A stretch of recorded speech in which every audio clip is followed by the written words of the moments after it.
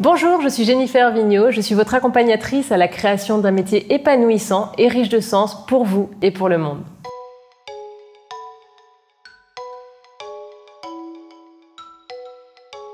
Aujourd'hui, j'ai envie de vous présenter la fiche outil Job Crafting. On est toujours sur l'étape « Que fais-tu ?» mais là, cette fiche outil s'adresse spécifiquement aux personnes qui sont en poste actuellement. Parce que faire un métier qui a du sens pour soi et pour le monde, ça ne veut pas forcément dire tout quitter et puis faire autre chose. Parfois, ça peut vouloir dire aussi rapprocher notre métier actuel de qui on est, y remettre du sens au fur et à mesure. Et c'est aussi quelque chose de possible.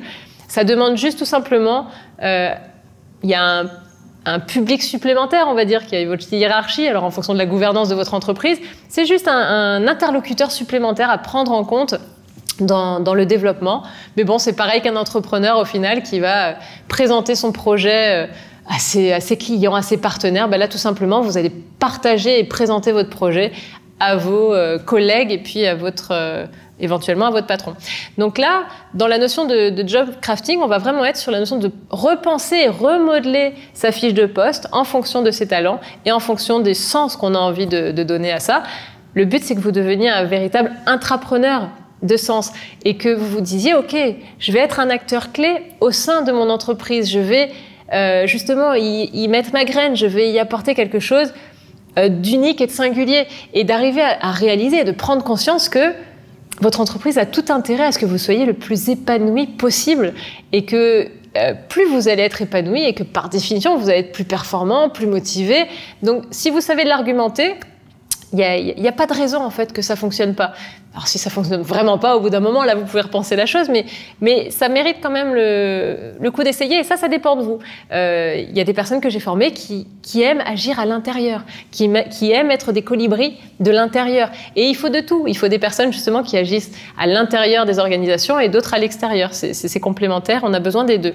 Donc là, sur cette notion de job crafting, on va vraiment toucher les leviers de l'enthousiasme, de la motivation intrinsèque dont on a parlé précédemment, la notion d'autonomie, reprendre votre autonomie aussi, votre liberté de faire des choses qui ont du sens pour vous, d'avoir l'opportunité aussi d'être créatif dans votre métier, de ne pas subir une fiche de poste, mais de justement en devenir co-acteur, et puis après d'intégrer toutes ces dynamiques d'entreprise libérée.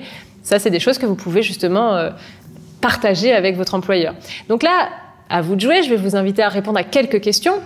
Donc il y a quelques questions, mais évidemment, il y en aurait plein d'autres pour vous aider à aligner de plus en plus votre fiche de poste.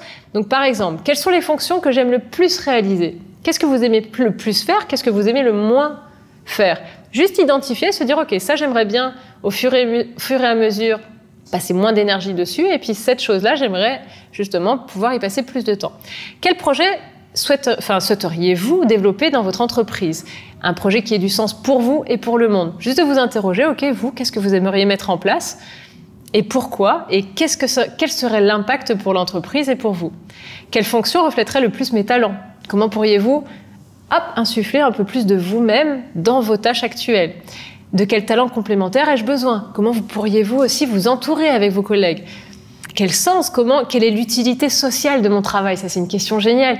De remettre en perspective sa fonction avec le territoire, pas juste avec l'entreprise, pas juste avec mes collègues. OK, avec mes collègues, avec mon entreprise, mais avec le territoire. Et comment je vais pouvoir agrandir cet impact sur le monde? Oui, à travers une entreprise existante, mais comment je vais pouvoir être un acteur clé aussi du monde?